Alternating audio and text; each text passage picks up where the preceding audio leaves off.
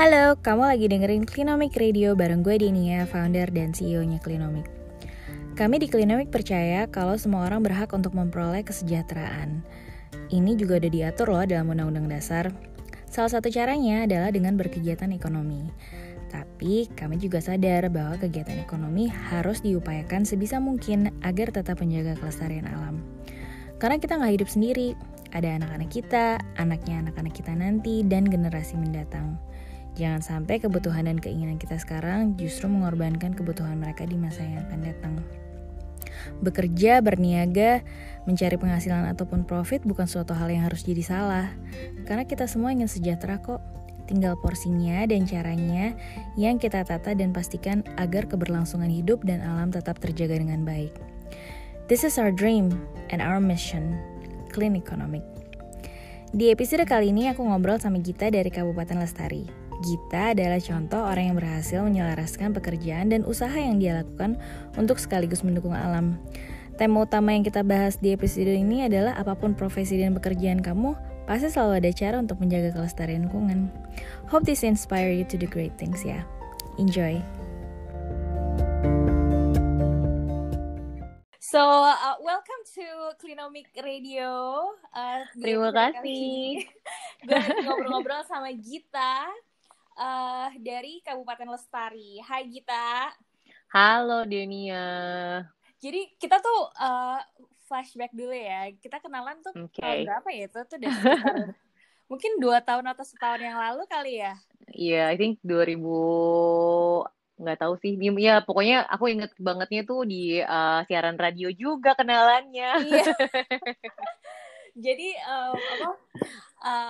pas ngobrol-ngobrol sama Gita tuh aku senang banget. Kenapa? Karena Gita ternyata dulunya lawyer juga ya nggak Kak?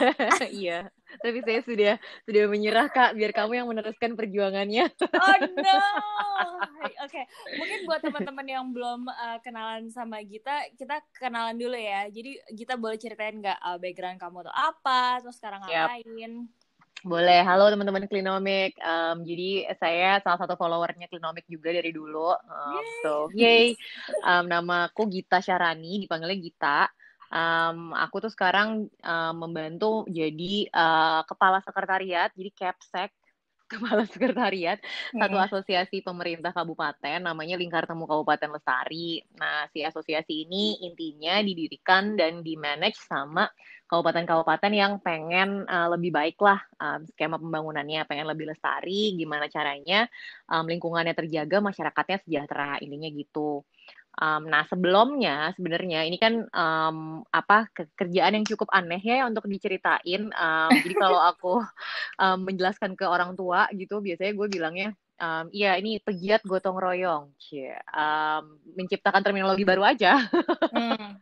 Soalnya agak susah untuk dijelasin yang sekarang kalau bahasa Inggrisnya convener atau collective impact backbone. Ada terminologinya kalau di bahasa Inggris dan secara profesi udah lumayan orang paham gitu ya, tapi di Indonesia belum umum, makanya agak bingung. Nah, sebelum itu sebenarnya aku dulu paling lama di karir itu sejak lulus tuh memang kayak Denia bilang corporate lawyer sebenarnya, walaupun dari dulu memang kebidangan aku memang sudah lingkungan, cuma masuk corporate law firm, terus abis itu pada saat di sana mencoba mempertemukan antara skill corporate law dengan apa yang pengen aku perjuangkan dari sisi misi lingkungan dan misi perubahan iklim gitu. Jadi ketemulah green financing, ketemulah clean development mechanism, carbon trading dan lain-lain, termasuk public policy. Jadi sempat bikin divisi juga climate change dulu di law firm. Dulu law firmnya namanya DNC, sekarang udah ganti nama jadi IMP. Boleh nyebut merek kan? Boleh ya?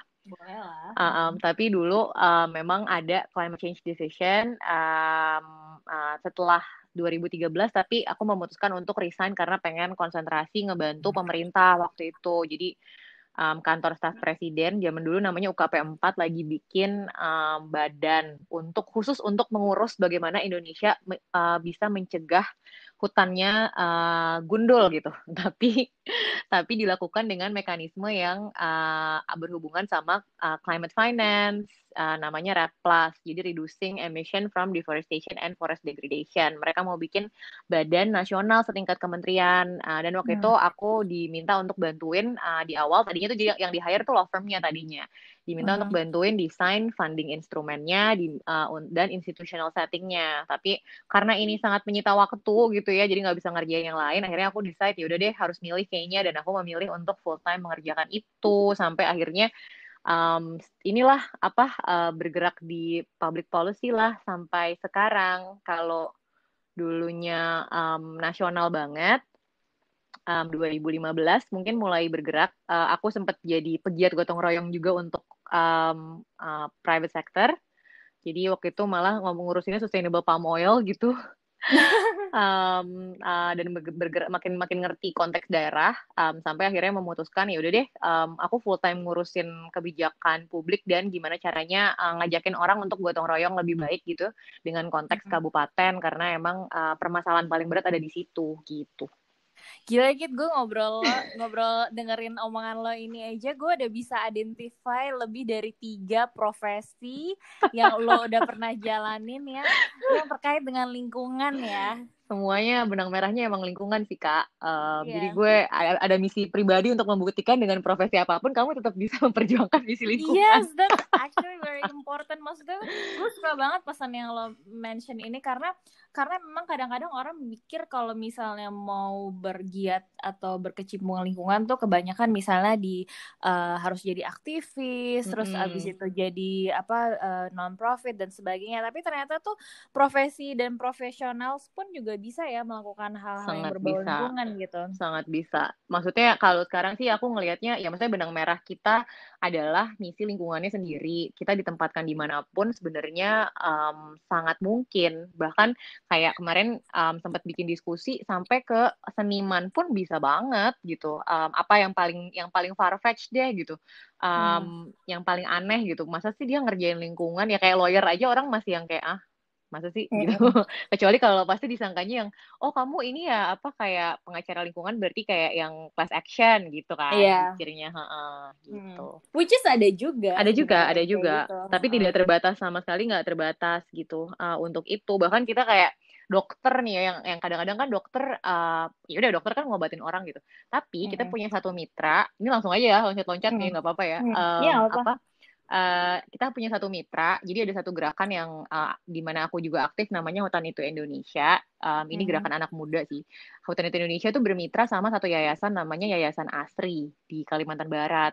Dan itu didirikan oleh para dokter, di mana misi mereka adalah bagaimana memotivasi teman-teman yang tadinya jadi illegal logger gitu, yang nebang pohon, penebang liar, pembalak liar, itu jadi berubah profesi menjadi ranger dengan cara menukarkan health security. Jadi kalau dia ganti profesi gitu, mau ngejagain beberapa daerah yang udah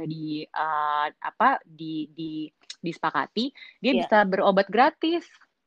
Gitu. Wow. Itu keren banget sih. Dan itu lokasinya di mana, Git? Itu di Kabupaten Ketapang di Kalimantan Barat. I see. Jadi, tapi mungkin kalau misalnya balik dulu nih, kan lo startnya sebagai lawyer. Nah, dari mulai awal ketertarikan terhadap lingkungan tuh dari mulai kapan nih? Dari dulu sebelum jadi lawyer, atau misalnya pas kuliah mulai tertarik karena belajar hukum lingkungan, atau kayak titik awal lo mulai peduli dan mulai kepikiran untuk profesi ke arah lingkungan tuh di mana gitu? Sebenarnya sih kalau untuk kepedulian sama lingkungan, gue selalu mengaitkan lagi dengan masa kecil gue sih. Jadi ever since I remember, lingkungan adalah memang sudah jadi bagian yang sangat erat. Jadi waktu aku balita, jadi gue pernah disangka jenius gitu, Den, gara-gara emang nggak jenius dong? Enggak. Jadi nenekku tuh dulu dia botanis yang bukan profesional botanis, tapi dia sangat suka dengan botani. Terus dia apal nama-nama Latin. Jadi katanya waktu gue 3 tahun itu hal yang diajarin sama gue adalah nama-nama Latinnya tumbuhan. Terus gue kayak apal gitu. Jadi sempat disangka wah ini anak jenius sekali, tapi ternyata sekarang udah lupa. Jadi ternyata terbukti tidak. Tapi emang dari dulu udah selalu diajarin bahwa kita itu hidup mau nggak mau, yang paling menentukan apakah kita bisa hidup baik atau enggak, bahagia atau enggak, itu adalah kondisi lingkungan di sekitar kita. Apakah kayak pohonnya, jadi kalau keluargaku tuh sangat hati gitu ya, maksudnya pakai penjelasannya hati. Pohonnya seneng apa enggak gitu, bunganya seneng apa enggak gitu, binatangnya seneng apa enggak gitu dengan ada kamu di dunia ini gitu. Jadi itu benchmark yang nempel di kepala. Makanya waktu awal banget sebenarnya SD tuh aku memutuskan pengen jadi psikolog karena gue pengen menemukan cara brainwashing orang supaya semuanya sayang sama binatang. Jadi tapi terus aku sadar nggak bisa matematik. Hai, Ini ada anakku lagi main, nggak apa-apa ya hello, nggak apa-apa teman-teman. dong. Iya. Ayo work from home inilah ya. inilah cerita work from home ya kan. Di sini ada kucing-kucing yang nemenin, nggak ada anak. Tapi biasanya suka ngeong juga tuh di luar pintu. Iya. Jadi dari, Terus situ sih, dan dari masih kecil, dan itu kayak nggak pernah lepas lah ya. Waktu kuliah juga ngambilnya sebenarnya hukum lingkungan, tapi hukum lingkungan tuh cuma berlima, jadi kan aku takut nggak punya temen ya. Iya. Jadi gue ngambil jurusan lain juga, jadi ngambil hukum lingkungan sama hukum internasional. Makanya I jadinya see. ngelihat dari perspektif macam-macam gitu sih. Apa sih kesehariannya? Jadi cerita ya, ini 24 jam bersama pegiat gotong royong gitu ya. Yes. Jadi sebenarnya asosiasi ini tuh di-manage dengan satu teori. Nanti teman-teman yang dengerin kalau mau lihat teorinya, namanya teori collective impact. Di dalam teori collective impact ini menceritakan bahwa ada masalah-masalah yang sangat kompleks yang tidak bisa diselesaikan oleh cuma satu pihak. Jadi nggak ada pilihan lain selain bekerja sama atau bergotong royong untuk menyelesaikan masalah-masalah yang kompleksitasnya tinggi. Dulu waktu gue ngambil kelas lingkungan tuh lumayan rame loh zaman gue ya. Nah, udah lebih advance kali waktu itu. Iya, dan mungkin kalau kelas mungkin masih bisa banyak, tapi kalau jurusan lebih dikit waktu itu, yang benar-benar pure, benar-benar cuma ngambil jurusan lingkungan doang. Lo S2-nya juga ngebahas apa sih, Git? Kan lo juga sempat S2 kan ya dari Chevening Scholarship. Iya, jadi aku S2 itu pada saat aku sudah memutuskan di law firm untuk konsentrasi mencari project sendiri yang sifatnya tuh climate related atau green development related. Jadi waktu aku ngambil kuliah, fokusnya juga di situ, di climate change and energy, law and policy. Tapi ngambilnya di center yang ada teman-teman MBA sama MSc juga, jadi disatuin gitu di satu center. Karena harapannya ya kayak corporate lawyer ya, masih mikirnya waktu itu kayak nggak bisa mikirin hukum doang kalau kita nggak ngerti bisnisnya, kita nggak bisa ngomongin climate kalau kita nggak ngerti oil and gas gimana cara mikirnya, nggak ngerti orang mining gimana mikirnya. Jadi waktu itu sih ngambil S2 untuk lebih paham itu dari berbagai negara gitu sih kali ya. Nah sekarang dengan pekerjaan lo di Kabupaten Lestari tuh kira-kira sehari-hari tuh ngapain aja sih, Git? Nah kita melihat sustainable development atau pembangunan lestari ini adalah salah satu tipe permasalahan atau tipe kesempatan yang seperti itu. Terus jadi karena berangkat dari teori itu ada satu peran, jadi ada 5 persyaratannya. Ada continuous communication, jadi harus terus-menerus berkomunikasi. Dia punya shared goals, jadi punya tujuan bersama. Dia punya measurement yang sama, sukses itu apa, tidak sukses apa. Terus dia punya aktivitas yang disepakati untuk bagi-bagi peran gitu, disepakati bersama. Dia punya leaders di semua kubu gitu. Kalau misalnya kita ngelihat pembangunan berkelanjutan atau pembangunan lestari kan butuh pemerintah udah pasti, tapi butuh juga swasta, butuh juga masyarakat sipil, butuh akademisi, butuh anak muda. Ini semua tuh bagi-bagian perannya gimana, siapa yang harus ngerjain apa, kapan, bagaimana gitu ya. Dan kriteria leadership juga harus muncul dari semua stakeholders tersebut. Yang keenam tuh ada yang namanya backbone alias tim operator gitu. Nah, yang kita kerjakan di sekretariat LTKL tuh adalah jadi si tim operator ini. Karena teorinya yang 5 unsur yang harus ada di dalam collective impact itu nggak akan jalan kecuali kalau ada yang jadi konduktornya gitu loh, jadi dirijennya dan memastikan semua orang mengerjakan apa yang sudah disepakati, bahkan bagaimana masing-masing pihak itu bisa mencapai kesepakatan, itu kita juga yang ngurusin gitu. Jadi kalau I ditanya see. apakah ini cuma mengkoordinasi pemerintah, justru enggak sih. Jatuhnya itu memang ada 3 tugasnya sekretariat. Nomor 1, bantuin bikin strategi yang bisa disepakati bersama. Jadi misalnya Kabupaten Siak gitu, let's say. Kabupaten Siak udah punya misinya dia, visi misinya dia, Siak Hijau. Dia udah punya juga peta jalannya dia. Tapi kan itu buatannya pemerintah aja. Gimana caranya memastikan si peta jalan itu dibikin juga untuk dengan mempertimbangkan pihak-pihak yang lain. Jadi swasta juga dikasih tahu itu isinya apa, mereka ada masukan atau enggak. Masyarakat sipil dikasih tahu, teman-teman muda juga dikasih tahu, dan dilibatkan dalam proses. Itu nomor 1 tuh bikin strategi sampai jadi gimana caranya implementasi. Itu termasuk menggunakan skill set lawyer kayak, oke, kalau udah jadi, dia harus dijadiin peraturan apa supaya mengikat. Terus Yes. habis itu nanti delivery-nya pakai apa gitu. Bisa nggak sih ada institusi atau badan hukum yang akhirnya mengakomodir apa pembagian peran itu, apa yang cocok, pakai koperasi, pakai yayasan, pakai perkumpulan, atau pakai PT. PT-nya kayak apa? PT BUMD atau PT biasa kayak gitu-gitu ya, itu yang bagian strategi. Terus yang I kedua, see. connecting itu menghubungkan sih Kak. Jadi misalnya kayak kemarin bareng bikin nobar sama Klinomics gitu ya.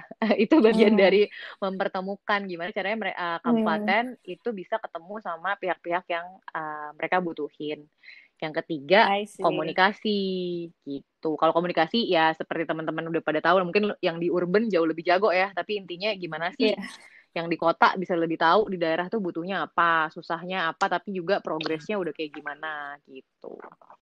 Menurut kamu yang si Kabupaten Lestari ini di bawah spesifik kementerian tertentu atau gimana sih? Enggak, kalau Kabupaten Lestari itu emang dibikin sebagai asosiasi independen, tapi kan kalau Oke. di Indonesia itu kan ada namanya Asosiasi Pemerintah Kabupaten Seluruh Indonesia, APKASI ya. Nah, ini APKASI itu juga independen dan dia berkoordinasi sama Kementerian Dalam Negeri gitu kan. Nah, Oke. LTKL ini dianggap sebagai kaukus untuk bidang-bidang tertentu di dalam APKASI yang cross-cutting untuk pembangunan lestari. Oke. Nah, ini dari sekian ratus kabupaten yang ada di Indonesia nih, berkesan banget deh selama kamu berkarir di Kabupaten Lestari ini tuh apa? Kabupaten yang mana? Sebenarnya sih kalau ditanya yang berkesan banget dari awal gue udah terkesan karena mereka mau bikin beginian sih. Karena yang bikin kan mereka ya. Jadi maksudnya si pendiri itu ada 8 kabupaten pendiri. Tapi inisiator awalnya tuh 2. Kabupaten Sintang di Kalimantan Barat sama Kabupaten Musi Banyu Asin di Sumatera Selatan. Jadi yang awal tuh 2 ini tuh kayak aneh juga gitu kan. Misalnya aku disuruh bantuin awal tuh untuk ngeset gimana cara bikinnya gitu, atau perlu atau enggak sih dibikin gitu, kumpul-kumpul kayak gini tuh gitu, itu aja udah kok mau ya susah-susah gitu di kabupaten nih kenapa gitu. Tapi seiring dengan kerja bareng sama mereka juga akhirnya sadar kayaknya kita mesti dibatasin deh keanggotaannya supaya kita bisa lebih serius gitu. Jadi cuma kerja sama yang serius-serius doang kan ceritanya kaukus ya. Kalau kita ngejar jumlah pakai sama APKASI aja gitu, ngapain gitu kan, udah ada APKASI organisasi gedenya. Kita harus mengejar membership yang serius dan emang mau implementasi. Dan itu sekarang makanya dibatasin cuma boleh 10 kabupatennya, anggotanya kita sendiri gitu. Dan itu tersebarnya Sumatera, Kalimantan, sama Sulawesi. Banyak sih yang seru-seru. Jadi maksudnya kayak kabupaten yang paling baru, Kabupaten Bone Bolango di Gorontalo, itu satu kabupaten yang di atas 80% tutupan hutan semua itu. Jadi isinya hutan semua kabupatennya. Tapi dan mereka sangat komit untuk memelihara kualitas hutan.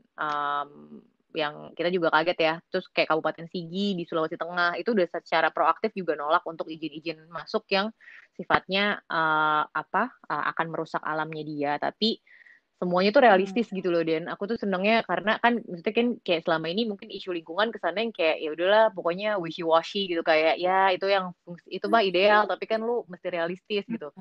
Nah, si kabupaten ini tuh rata-rata realistis. Mereka juga ngelihat, oke, gue mau ngejagain lingkungan gue, tapi gue juga harus punya value proposition, gue harus dapat sesuatu nih, ada insentif apa yang bisa kita kejar gitu. Nah, makanya kita juga bantu kabupaten ngejar insentif yang konkret lah.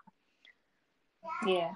Dan ternyata tuh kalau misalnya dengar cerita dan terjun langsung di pekerjaan ini tuh kita benar-benar bisa ngelihat kalau Indonesia tuh emang luas banget ya Git, kayak Banget. Oh, banget. negara kita tuh luar biasa gede banget, kabupatennya banyak dengan segala bentuk apa alamnya yang pokoknya benar-benar luar biasa ya, benar-benar deh si negara kita dengan dan alamnya juga sebenarnya bagus dan kita tuh masih banyak potensi yang bisa kita gali, tapi di sisi lain kita juga harus bisa ngejagain bener-bener ya gitu ya. Jadi kayak kemarin tuh kita bikin kerjasama sama apa BKPM, koordinasi apa Badan Koordinasi Penanaman Modal untuk keluarin konsep baru, baru banget bulan Februari sebelum kita di karantina ini. Kebetulan alhamdulillah udah selesai acaranya ya. Tapi yang di launching itu namanya konsep ekonomi lestari. Jadi gimana yang persis kayak Denia tadi bilang gitu, gimana caranya kita bisa menjaga lingkungan tapi tetap menyejahterakan masyarakat. Artinya kita mesti tahu persis ada potensi apa sih di lingkungan kita itu gitu. Let's say, kasih contoh aja biar kebayang gitu. Kalau di satu kabupaten itu hutannya masih bagus banget. Berarti di dalam hutan itu pasti akan banyak keanekaragaman hayati gitu. Pasti banyak tipe rempah-rempah, pasti akan banyak tipe ikan dan lain-lain. Nah, kalau selama ini kita cuma ngelihat itu adalah pemanfaatan yang sifatnya bahan mentah gitu Kak. Jadi misalnya lagi sibuk corona nih, jahe merah dijual aja jadi jahe merah gitu misalnya. Nah, nggak bisa ngelihat gitu lagi, harus ngelihat hilirisasinya gimana. Jadi dari jahe merah bisa nggak sih diolah menjadi serbuk atau lebih jauh lagi bisa nggak sih ekstraknya bisa dijadiin ampul buat obat atau sesuatu lah. Tapi intinya kabupaten harus mampu untuk mengembangkan industri hilirisasi menengah yang dikelola langsung sama masyarakat. Jadi sentra ekonominya juga kepecah gitu. Dan mereka akan ngelihat hutan, gambut tuh jadi dapur gitu loh. Jadi kayak ngejagain itu, ya udah gue mau ngejagain ini karena nanti kalau nggak dapur gue nggak ngebul lagi gitu. Karena udah habis barangnya, jadi harus dijaga gitu. Nah ini kan kita juga mengharapkan kabupaten di Indonesia juga akan semakin maju dan berkembang sekaligus terutama mengembangkan bisnis yang melestarikan lingkungan juga at the same time. Nah kalau menurut lo nih, Git, profesi apa yang kira-kira bakal sangat menunjang untuk mendukung si kabupaten-kabupaten ini. Jadi buat teman-teman nih di seluruh Indonesia yang dengar, nggak cuma di kota besar doang nih, untuk yang di daerah-daerah kalau men-consider tentang karir dan yang misalnya tujuannya untuk bisa membantu tujuan-tujuan ini tuh kira-kira apa sih profesi yang sangat dibutuhkan terutama di daerah gitu? Di daerah oke, aku ngelihatnya dari konteks yang tadi konsep ekonomi lestari ya. Jadi ada sekitar 10 yang kita udah identifikasi dibutuhkan nih Kak. Yang nomor 1, soalnya habis bikin workshop kemarin, nanti recordingnya aku share juga ke Denia linknya. Jadi nomor 1 yang sangat dibutuhkan dan kita masih juga kurang adalah sebenarnya data scientist yang fokus utamanya adalah untuk life science yang spesifik untuk teknologi. Bukan spesifik untuk teknologi, tapi mengumpulkan data dan mengolah data untuk membantu si sistem ekonominya kebentuk. Jadi kayak gimana sih caranya ada apps gitu ya, atau ada teknologi apalah, dashboard atau apa, aku nggak terlalu ngerti kata-katanya, tapi teman-teman anak muda di lapangan itu kalau dia ngelihat satu pohon, itu dia bisa langsung potret itu pohonnya, terus dia langsung tahu tuh si pohonnya itu jenisnya apa, dilindungi atau enggak, maksudnya masuk ke yang nggak boleh ditebang atau enggak, dan harus dilindungi gitu. Terus dia langsung ngelihat ini kegunaannya apa, bahkan bisa sampai memetakan produk turunan yang bisa diolah dari produk tersebut, terus dijualnya ke market mana gitu. Jadi yang tadinya kayak data scientist itu kesannya atau AI atau user experience itu kesannya sangat urban. Sebenarnya kita butuh banget untuk ngebantu di sentra-sentra ekonomi di lapangan juga gitu. Dan this doesn't ini kan nggak harus kan, teman-teman biasanya mungkin takut gitu kalau aduh aku nggak, kan bukan orang sana, nanti gimana harus pindah gini gitu. Sebenarnya nggak harus, teman-teman bisa kerjain dari Jakarta asal punya konteks apa yang dibutuhin di lapangan gitu. Terus jadi satu data scientist ya. Nomor 2 Itu Terus profesi kita, dan sebenarnya lawyer. lawyer tuh parah banget sih, dibutuhin banget sih. Soalnya sebenarnya dari sisi proteksi, structuring, ngomongin financing, Hmm. sama ngomongin institutional building, itu semuanya itu skill set dasarnya corporate lawyer. Jadi aku ngomongin sangat spesifik tentang corporate lawyer ya. Jadi bukan ngomongin lawyer Iya, litigasi ya. Jadi iya, kalau untuk konteks ini menurutku corporate lawyer itu dibutuhkan sekali. Yang nomor 3, iya. related to that, itu adalah investment manager. Jadi Hmm. karena kita harus move beyond melihat bahwa mengembangkan ekonomi di daerah dengan konsep lestari ini tuh ece-ece gitu loh. Jadi kayak UMKM kecil, terus kayak Hmm. produknya produk rumahan aja. Iya. Enggak, karena kan misalnya kayak bursa baru buka khusus buat listing UMKM. Kenapa enggak kita berpikir bahwa Hmm. BUMDes di kabupaten tuh harus punya mimpi dia bisa listing gitu. Maksudnya sampai sebesar itu. Gimana caranya ya kita harus bantuin dia Iya, ngelola dana, fundraising, iya. financial literacy dan Atau lain-lain. juga mereka bisa juga sih sebenarnya ngeluarin obligasi daerah gitu misalnya, dan which Bisa. is itu peraturannya juga ada, udah Yeah. ada banget. Tuh kan, makanya lawyer tuh dibutuhin Kak. Jadi Mari, mari. itu Terus, itu terus, baru terus. 3 tuh ya. Terus kemarin kita mencoba Hmm. memetakan juga sebenarnya apa yang jarang sekali disentuh adalah social scientist sebenarnya.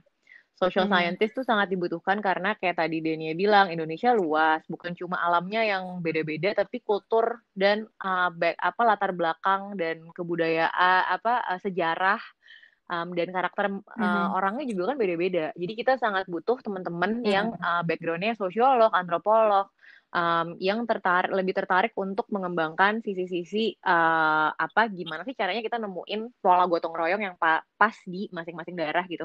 Itu benar-benar dibutuhin sih, dan Hmm. itu kurang terintegrasi lah. Bahkan kan kayak kalau di daerah negara-negara maju sekarang itu unit-unit pengambilan kebijakan aja itu didampingin sama behavior behavior change unit kan, yang isinya Hmm. social scientist gitu untuk memastikan peraturan tuh didukung, terus gimana cara packagingnya supaya orang nggak ada resistan gitu-gitu. Itu keempat ya. Kelima, engineer. Hmm. Kalau ini STEM lah, STEM in general lah gitu. Jadi maksudnya Ya. udah pasti itu dibutuhin untuk berbagai macam aplikasi dari teknologi, baik itu yang udah ada terus diimprove atau teknologi yang baru sama sekali.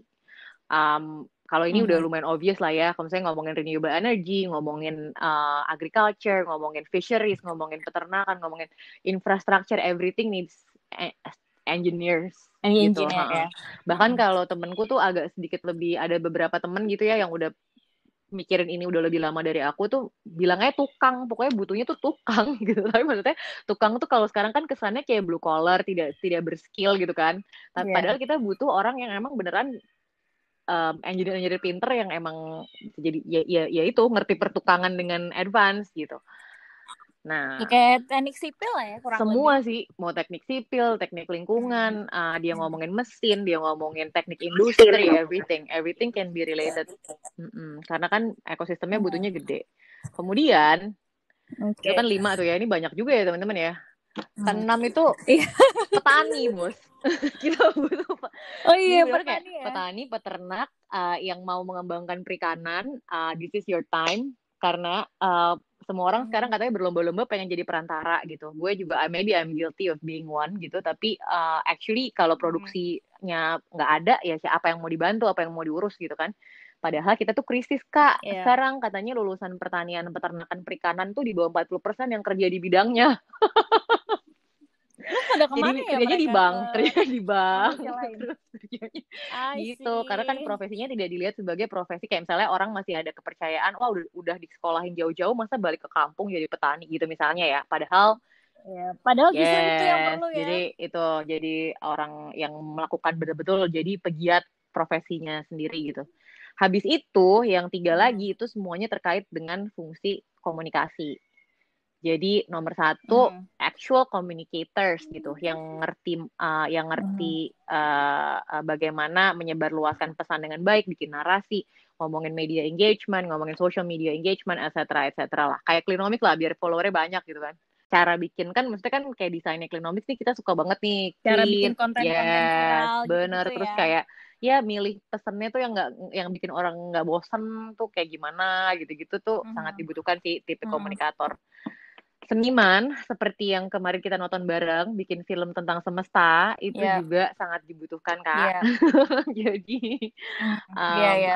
profesi yang ke-9 tuh artis gitu ya, seniman. Mau mau bikin karya lewat film, mau Mhm. lewat lagu, mau lewat dance. Kita punya ada satu dancer dari Papua, Abu gitu yang bikin tarian viral Mhm. flash mob namanya dari Cendrawasih gitu. Kayak gitu-gitu gitu bisa Mhm. banget. Dan yang terakhir itu adalah jurnalis atau media. I Karena see. itulah Ya, yang ya, ya. menentukan make it or break it dari satu narasi adalah mau nggak mau mainstream media is actually still controlling our narrative, right? Jadi jurnalis yang Mhm. berintegritas tinggi dan punya kepedulian bahwa ya masa depan Indonesia tuh harus lebih lestari lah gitu. Gitu Kak, jadi Mhm. hampir semua profesi lo bisa. Kamu mau pakai jurusan apa aja bisa loh. Iya ya, banyak loh. Bankers, investment manager sama bankers itu udah Iya, masuk lah tuh, udah green finance dan masuk. lain-lain Oh, ya. kalau kalau kuliahnya manajemen bisa jadi semua. Iya. Nah, itu kan dari sisi ilmu dan apa jenis pekerjaan atau Mm, profesinya. Nah, ketika misalnya kita nih udah punya set ilmunya, kita punya, terus kita juga we have the right professional background. Nah, kalau misalnya udah kepikiran nih pengen cemplung mm, langsung ke step lanjutnya lagi kayak Gita nih tadinya di lawyering terus sekarang masuk ke paten lestari. Nah, ini tuh kayak source kayak begini kayak opportunity yang kayak lo dapetin ini tuh bisa bisa dicari di mana aja sih Git. Jadi misalnya buat teman-teman yang pengen jump mm. ship nih untuk ke karir seperti ini lo punya tips nggak? Jadi aku kan berkaca dari pengalaman gue sendiri ya. Jadi nomor satu Mhm. adalah emang lu mesti niat dan agak nekat aja sih. Jadi karena dunia pembangunan atau dunia development ini sebenarnya masih lumayan ke kotak-kotak gitu ya. Dan ini yang kita coba breakdown. Sekarang udah lebih gampang sih ya. Banyak komunitas yang udah terbentuk di Mhm. mana-mana. Kayak kemarin aja waktu kita ngumpul sama Clinomics itu aja udah ada 11 organisasi yang semuanya berbau sustainability dan hampir selalu bikin acara gitu. Di mana orang-orang dengan visi misi sama tuh Mhm. akan ngumpul. Kita punya festival-festival sekarang yang tempat kita untuk nemuin orang-orang dengan visi yang sama. Ada hal-hal kayak happiness festival, kita punya Iya. udah mulai banyak sih Kak. Mungkin dengan corona ini akan lebih Mhm. mudah, jauh lebih mudah diikuti karena semuanya online malah. Nah, cuma emang kuncinya Mhm. adalah kita harus mau nyemplung untuk kenalan aja dulu gitu. Karena kan kita nggak bisa gitu langsung banting Mhm. setir tanpa kita tahu persis apa medannya gitu. Jadi kalau dulu sih gue, karena dulu kan sebagai lawyer gue cari klien aja dulu intinya. Bisa nggak nih cari klien gitu. Jadi ya Iya. kenalan-kenalan, datang ke acara yang ada topik, kan banyak seminar gitu, ada workshop, datang kenalan sama orang, terus lebih ngerti orangnya butuhnya apa, terus ngejelasin tentang kita, siapa tahu ada potensi kolaborasi. Gitu sih kalau sekarang sih kayaknya udah lebih gampang ya Kak untuk cari itu. Okay, I think that's it for today's discussions. Makasih banget ya Gita. Ini 30 menit ngobrol sama lo udah banyak banget nih Eh, ilmunya. Semoga teman-teman yang masih mungkin ada teman-teman yang masih galau di luar sana yang nanti kalau udah selesai sekolah atau mau ngambil kuliah tahun ini tuh bingung mau ngapain, ini bisa jadi inspirasi pilihan karir benar. untuk dipilih nantinya ya. Karena beneran deh Indonesia butuh banget orang-orang dan profesi-profesi yang tadi disebutin sama kita. Karena kalau kita pengen maju ya kita harus harus bisa sama-sama Ya, kontribusi gitu. benar banget, benar Iya kan? banget. Tadi aku nambahin dikit sih dari kan tadi event ya, terus join komunitas. Sama Hmm. satu lagi sih sebenarnya Hmm. platform karir sih Kak, karena sekarang udah banyak platform karir yang emang nawarin pekerjaan-pekerjaan yang sifatnya berbau development gitu. Oke, Bisa lihat langsung. thank Siap. you. Sip, Oke thank you Kak, banget thank you Gita. Kak Sampai ketemu Den. lagi di acara berikutnya dan diskusi berikutnya. Helpful Hopefully it was banget not too hari ini. heavy guys. Semangat. Iya, thanks banget Iya ya Den, Git. thank you.